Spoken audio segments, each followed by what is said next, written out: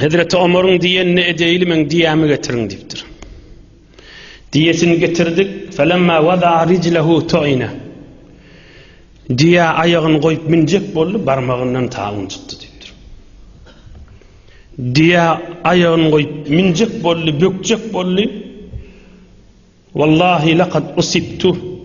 İnhe taun başladı menne diptir Hazreti Ebu Ubeyde. Ohum Müslümanları sürüptür. Cabiye diyen yere 30.000 nefere goloy Müslümanlar şonna şehit bolya cemaatler. Şolong biri Aminul Ümmet Hazreti Ebu Ubeyde radıyallahu anh 58 yaşında evladı da yokmuştuk namart dünyanın hep bir yerde. Allah Azze Celal oturan cemaatin ve dinleyenlerin tarafından Nebi-i Ekrem aleyhissalatu vesselam'a ve Hazreti Ebu Ubeyde'ye kamil salatu vesselam hediye etsin.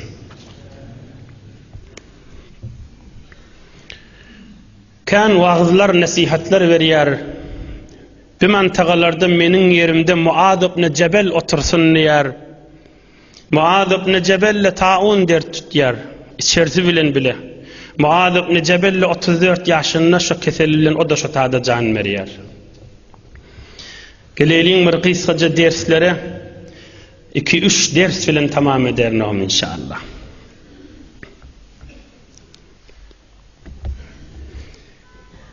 Nebi Ekrem aleyhissalatu vesselam'ın bir derman sözü var.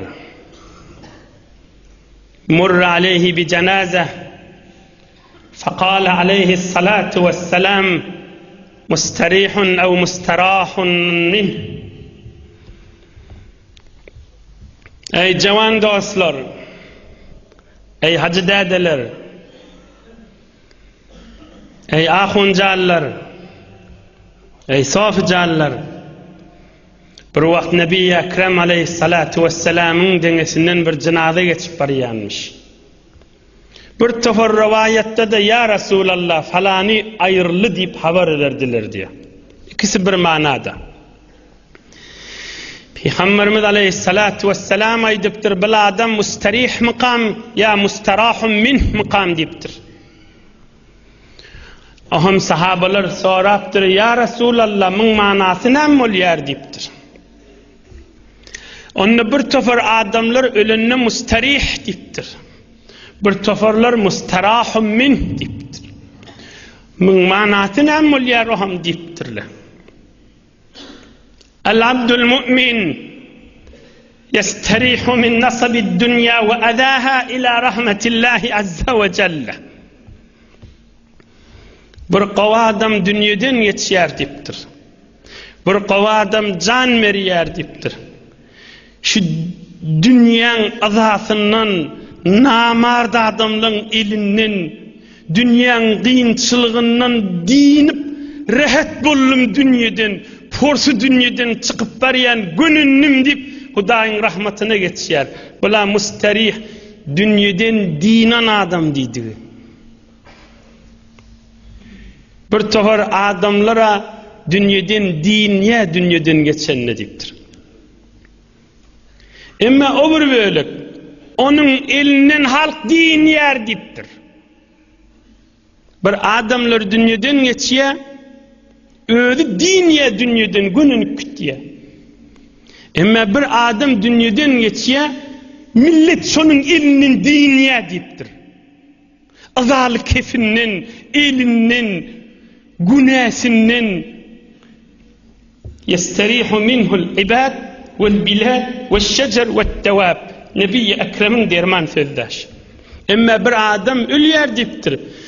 Bağlı darakta bağda şoň elinden dinye deyiptir. Ot kuştu şoň elinden dinye, akar sudu şoň elinden dinye, adamla da dinye şoň elinden deyiptir. İki tüysli adam olur deyiptir. Bir adam olur dünyadan geçenine, ey dünyadan dinim deyip o günün kütüyer deyiptir. Ama bir adam dünyadan geçenine, el-ibad vel-bilad vel-şecer vel-devab. Cengilin bağları da şondan dinim deyip begenya deyiptir.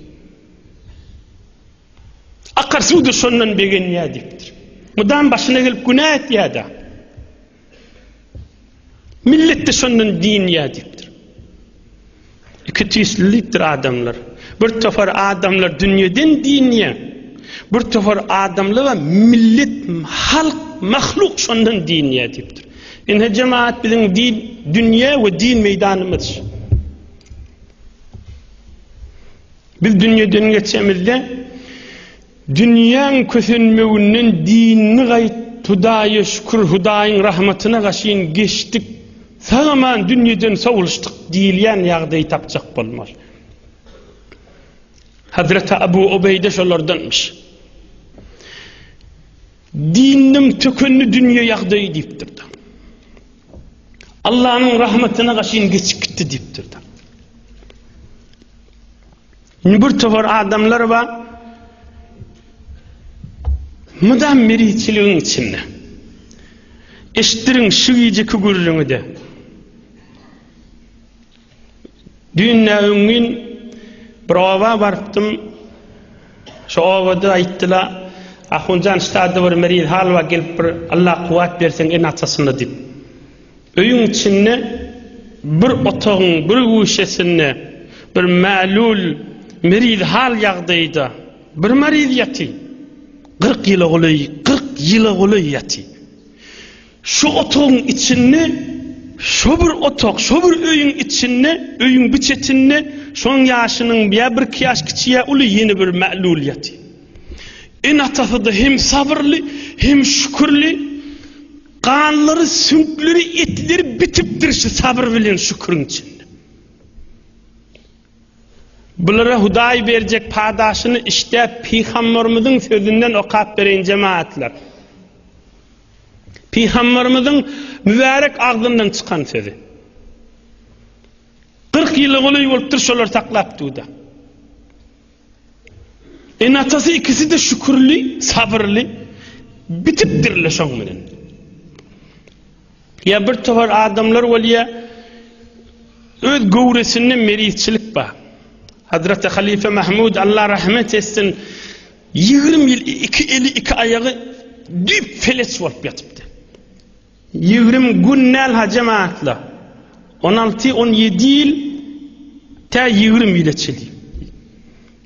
İki eli iki ayak bar üstünden garınçana ayır artık özümüz var ayır artık üstünün el ismiyat ayırmağa.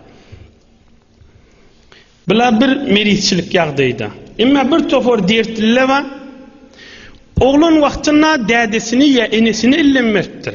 Bir kıyız oğlanlar var ya bir erkek oğlanlar var. Bir şey deyip bir doğru inilmeyen, zordan bir formlara inilmeyen emu ya dayin öyünde ulalıptır. Gel bir de öylününden son ya eri varandan son izdivac edenden son bir zalim adamı duş valiyada. O zaman fakir horluk bilen ulalıvatı. Muna da bir ıza veriyen bir zinana ya bir içerisin inlemeyen bir zalim erkek sataş ya fakir yan gezip be yine de Hudaydan daşalmanı gezip be. İneşiler de derdin içindeki adamlar. Ol derdi ki Huday Teala kıyamette paydaş verecek işte o kapri. Fakir olur yetimlikten ulalıvatıyla. İnne gelip izdivac edip ölleri bir gün teşkil, bir zindigi teşkil, bir yaşayışı uğrandan sonra yine asılıp batın er yerden anavada başına. Şu dünyadan geçip bir gün dinim dünyadan niyança başında azabada. Ya bir tofar şimahal gıyıl oğlan ya erkek oğlanlar var, ya dədesi ya enes dünyadan geçiptir ya geçmendir. Aslın en atası yüz veren akla. Ulanıptırlı en atası yüz vermen geliyordu. Cemaat ne kıymış olan gülleri. Şu cemaat, şuurun Hazreti Ebu Ubeyde'nin hürmetine Allah'dan dileyez. Allah şolara kuvvet versin. Allah şolara kudret versin. Huday şolara sabr-ı sekinet versin. Şolun yüreğin Allah giymesin. Onlar da bir tüysül dertliler. Şularda dinlen, şularda meselen sağlık diyen yağday yok. Ya bir yürek hoşluk yok. Şu dünyanın nıgmatından. Ahirine çeli dinleyin. Sonra da eşittirin şükürünleri, Hudaş eşittirilleri cennet versin.